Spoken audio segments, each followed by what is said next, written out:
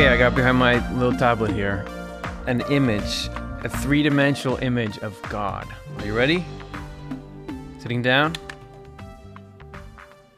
So God doesn't maybe look like this cheesy little alarm clock, no offense, but God does function like this because God woke me up this morning. And I know this because this is something that happened to me, but it also is something that happens to a lot of people. A lot of people like to say this, God woke me up this morning, and I want to dig into what that really means and why God is doing something, not just, hey, I'm going through my life and things are a little hard now, so can I ask you for a little help to tack on to this life that I'm living, but that God is doing, the divine is doing the essential work that allows us to be, just like this clock wakes you up in the morning. But obviously when I pulled this out, it's cheesy because why would you compare a divine deity to something that can just make a little noise in the morning? So how is God's waking us up mean more than that? How is it something that is absolutely at the core of what life is all about? Well, for that, we're going to get to the very beginning of sacred scripture, the beginning of Genesis, and that's the beginning of Swedenborg's Secrets of Heaven.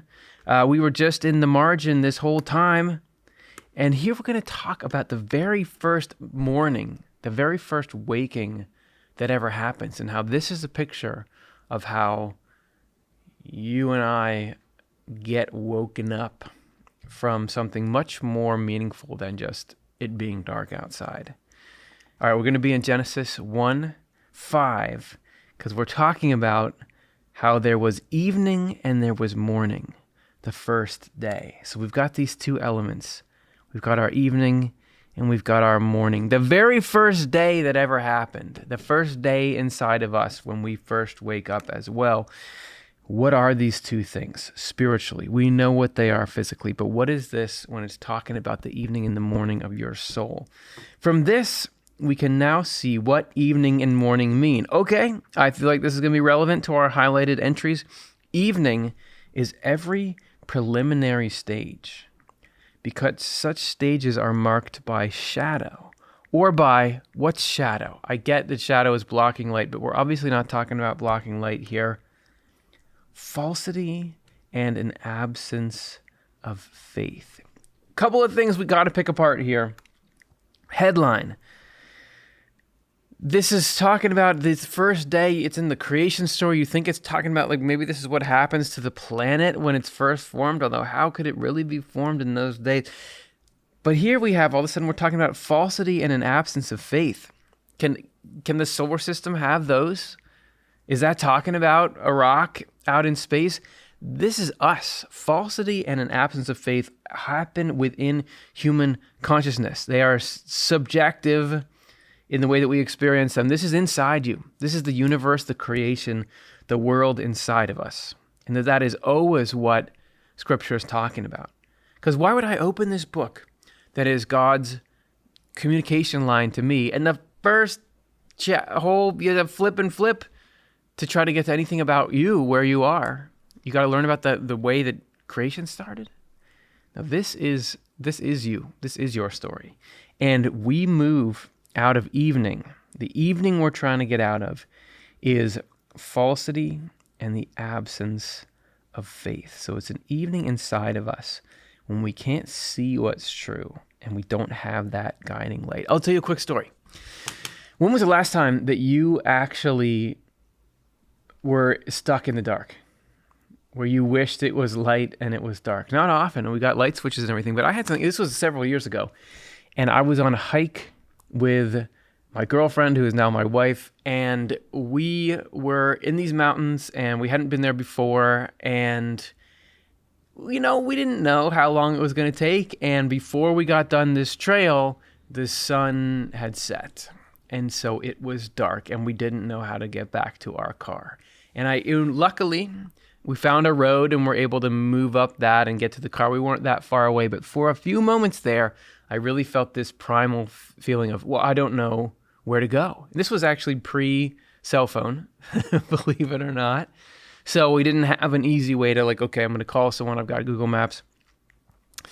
So you have this, I am totally disoriented and I'm at the mercy of this, and I don't have my guiding light. I don't have my way to know where to go.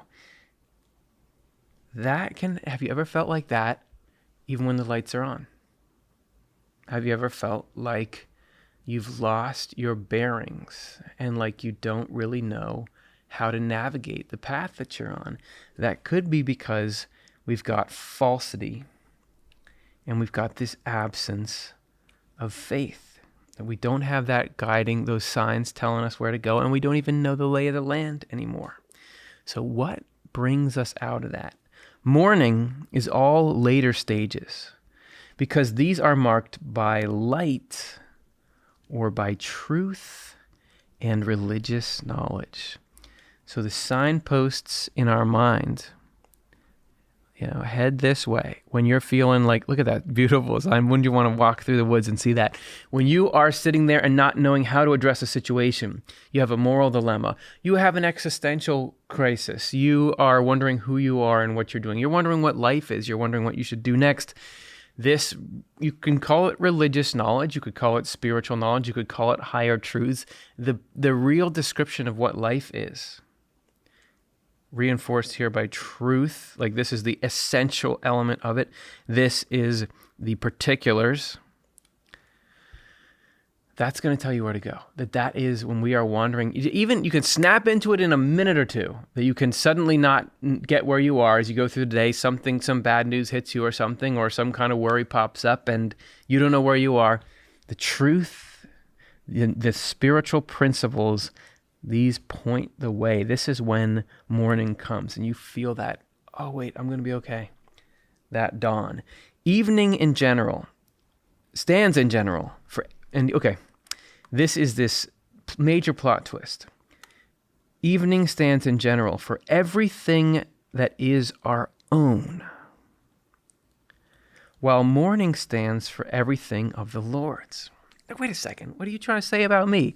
So I'm in my evening when I'm in everything that is my own, and morning is everything that is the Lord's. So I don't have any of this light in this truth. I thought I did.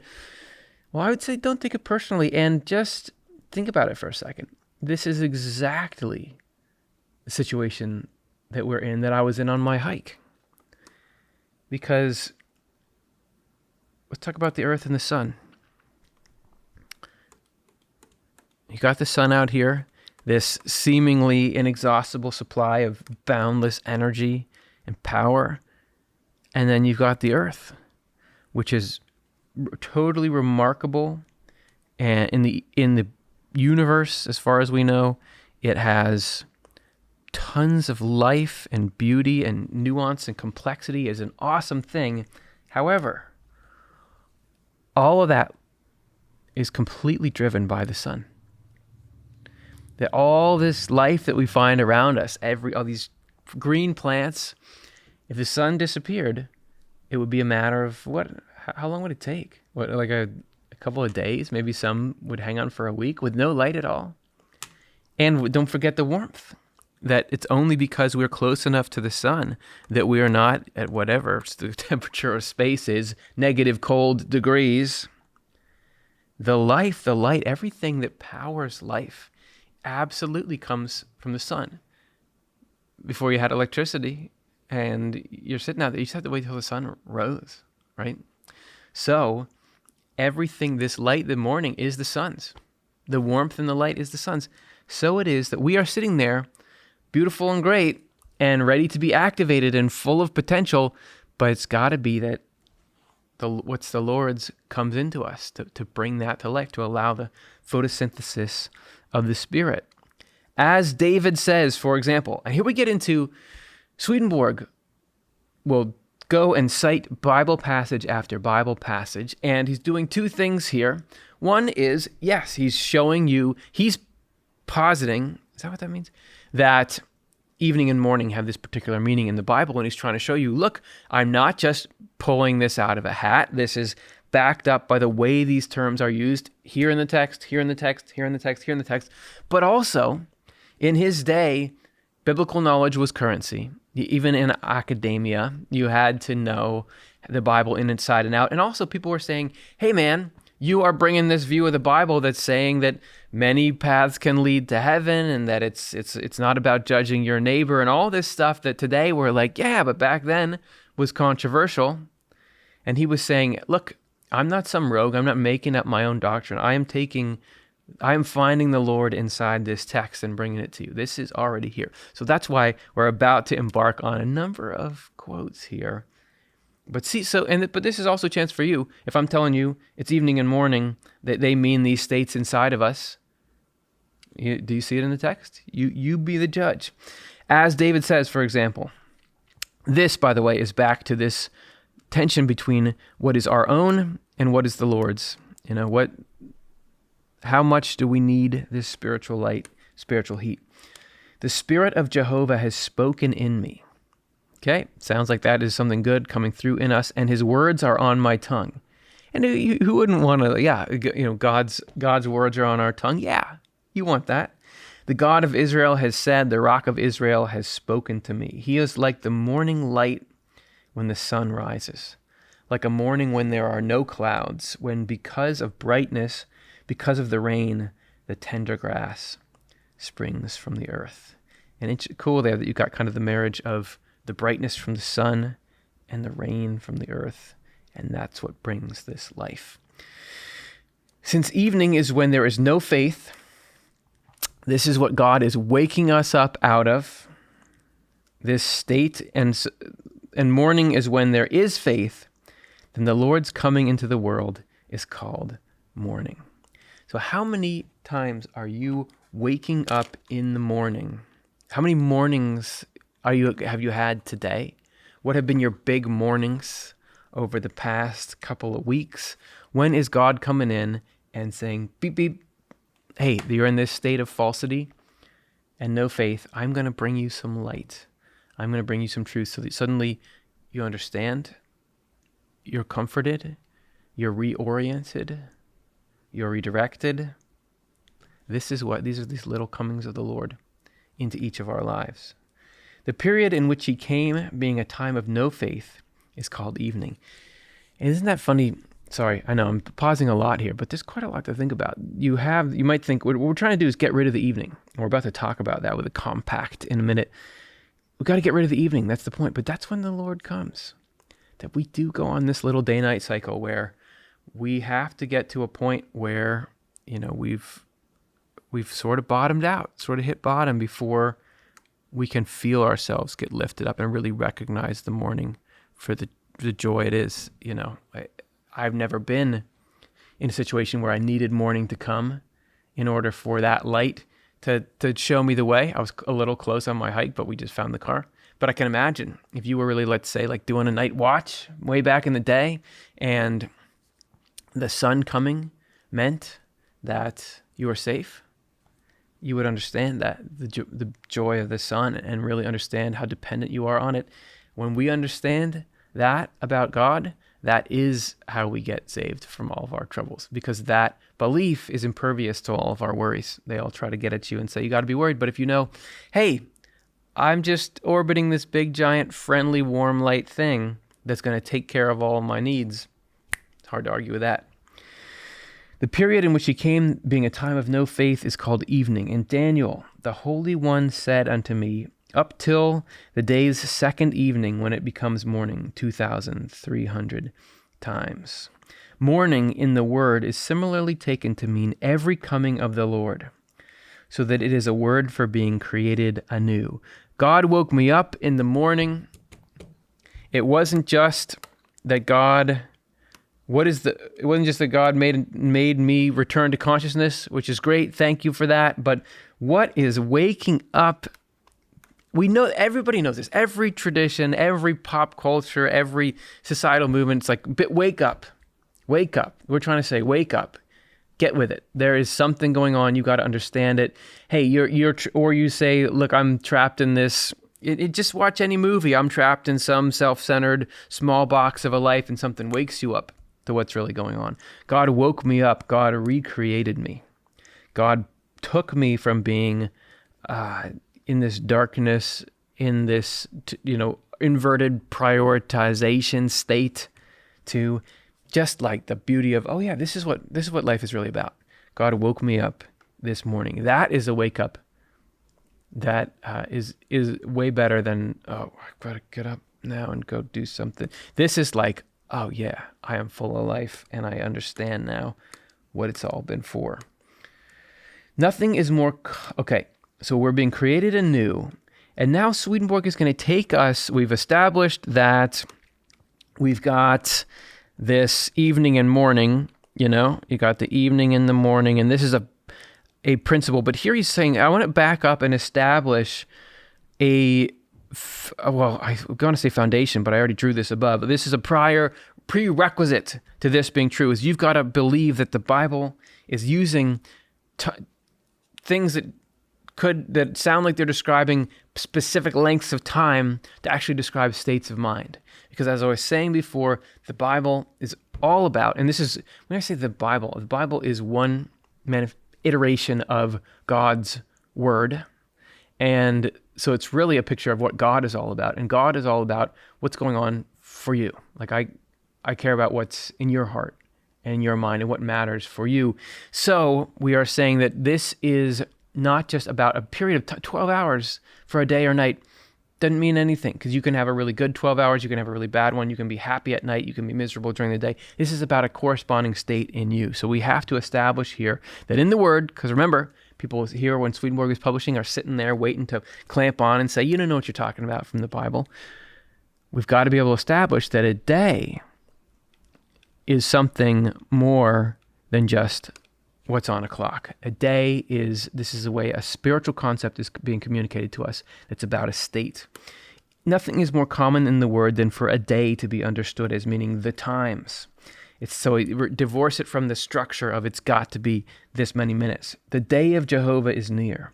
Look, the day of Jehovah is coming. I will shake heaven and the earth will tremble right out of its place. On the day when my anger blazes up, the time of his coming is near, and its days will not be postponed. It's really like, okay, I'm going to do all this in 24 hours. Of course, we're talking poetically, we're talking correspondentially. In the same prophet, in the days of old, she was old. So this is talking about back in the day, they even say. It will happen on that day that Tyre will be forgotten for 70 years, corresponding to the days of one king. Don't worry about Tyre right now. Worry about the fact that it's talking about a state of mind. Because a day stands for a time period. It is also taken to mean the state we are in during that period. And this is it. So you have God who is talking about you. And because God is only really interested, the only thing God is interested in is bringing each one of us individually into happiness. Because that's all, making conscious beings happy is the only thing that really has any value. And that's the only thing that God is really about. So, yes, we have this idea of the text says day, which is used to signify this state of mind, but really it only matters this state in us, but it only matters what is going on in us during that state. Because that is what the whole of God is about. Is what does this mean in your life, and what can we do for you? So in Jeremiah, he's saying, doom to us, for the day has faded, for the shadows of evening have lengthened. If you were just going with a natural 12-hour night, come on, Jeremiah, the day has faded. Come on, you haven't been through night before? No, he's saying, look, have you ever been in this? I feel like I'm in doom right now.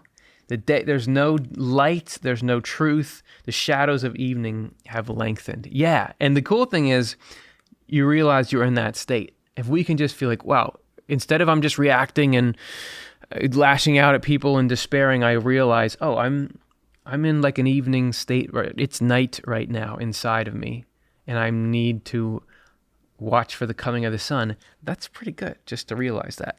In the same prophet, if you nullify my compact with the day and my compact with the night, so that there is no daytime or night at their times. Which, by the way, we were talking about this compact before. This is saying, look, yes, I know you just want to eliminate the night and just stick with the day, but guess what? I have something I want to do in the day, and I have something I want to do in the night. I wouldn't let a night happen to you if it weren't, that what we described before, this up and down. Where's that thing? Way, way, way up here. Oh yeah, look at that. Worth returning to. If it wasn't that the night brought us to the point where the day can really accomplish what it needs to accomplish, I wouldn't be doing it. Don't worry, I've got a use for both of them. And again, renew our days as in ancient times. So we've got the morning, we've got the evening, we got God waking us up. This is really going to talk about how God wakes us up and what it feels like to be spiritually awake. Next verse, and God said, "Let there be an expanse in the middle of the waters, and let it exist to make a distinction among the waters in the waters." We were going night, night, night. Now we're night and day. Now we're waters, waters, waters. But this is actually still talking about you. It's not talking about H2O, and it's talking about what happens when daylight hits. The next step in our regeneration, in our being created anew, occurs after the Spirit of God. What's the Spirit of God? The Lord's mercy. As I said, helping conscious beings. Mercy is God seeing that we need assistance and offering assistance. And that really is the Spirit of God, because that is what love is. That's the most noble thing that exists. Brings out into daylight. Okay, what is it like? So we're coming out of our evening and our night. Brings into daylight the knowledge of truth and goodness. So let's get a really high-end list here. What is the knowledge of truth and goodness? God woke me up. What am I seeing when I open my eyes? And provides the first glimmering that the Lord exists. When you're in your night state, when you're feeling lost on the trail, maybe you've already had this idea that there is God at some point, but it slipped from your mind. It seems like whatever problem is facing you is going to overwhelm you, but then you're just remembering of, oh, wait, God exists. And not just lip service, but that I would say that the Lord is real. Because you can just say, oh, God exists, but how often do we really believe it? But you get these moments where it becomes self-evident, or it becomes powerful, and you just, oh wow, yeah, that's like, really, God is here. That is so relaxing. It's being rescued. There's no feeling like being rescued. So we get in our morning, we've opened our eyes, the Lord exists. What else? That he is goodness and truth itself. So not just that God exists. Fine, God could exist, but he could be on the side of my troubles. He could be causing me more problems. He could be angry at me. He could be ineffective. He could be just some sort of clockwork deity. That he is goodness and truth itself. That light you're feeling hit you. That truth, the goodness that stirs your soul, that is God right there with you. Both that God is kind and on your side, but also that everything that is bringing goodness into your life is God. So God is right there with us and doing stuff. And that nothing good or true that nothing is good or true except what comes from him. We had our chance to run around with stuff that's not coming from the Lord, with like our ego ambitions to be better than the person next to us, with our little, our little antisocial, I'm going to enjoy this, getting back at this person, I'm going to trust in my own prudence. We can run around and try that stuff. And eventually it gets to the point where you're saying, no, actually, the lifestyle that God is offering, this, I'm going to care for you and all the hairs of your head are numbered. That is really, really much better. The Spirit of God then makes a distinction between the inner and the outer being, and between the religious knowledge we possess in our inner selves and the secular knowledge belonging to our outer selves. Don't sleep on this last part, because you see here this marriage of what is practical and external, and then what is internal and sublime. So you have the religious knowledge, which is part of this day. Day is breaking, that we possess in our inner self. This knowledge that God exists, this knowledge that love is the most important thing, this knowledge that providence or the guidance of the divine is going to lead us to what is good and true, and that what we're called to do is love the neighbor and look for ways to act on behalf of this divine love. All of that's in there. But then the secular knowledge belonging to our outer selves, when you can take that motivation and that insight and that awakeness and not just be thinking about it in the morning and then go off and live your day, but when that comes into this harmony with the stuff that you know about how to do the dishes and take out the trash and run a meeting and interact with your neighbor and try to maintain a life, then that is a fully awakened being. When the spiritual and the natural are holding hands and together being this receiver, reflector of the, God's light and truth. When the sun is shining right through you, when you're like a prism. You ever see those? That, of course you've seen them. Light comes in, rainbows everywhere. That is when God has really woken us up. That is when God woke you up in the morning. When we come out of our state of obscurity and fear and doubt and revenge and everything negative into this acknowledgement, oh, God exists. There is really goodness and truth. I can rely on this thing and I can connect with it and it will protect me. And now I can use that in everything that I do. That is the divine alarm clock. And it's awesome. And that's the news from heaven. Thanks, everybody. What do you think? Leave a comment. I'd love to know, has God waken you? How has God waken you? Man, this is a tough one to do. Up. What's that mean? And how are you going to take that out into your life? Thank you so much for hanging out and getting to explore this a little bit with me. And we'll see you on the next show.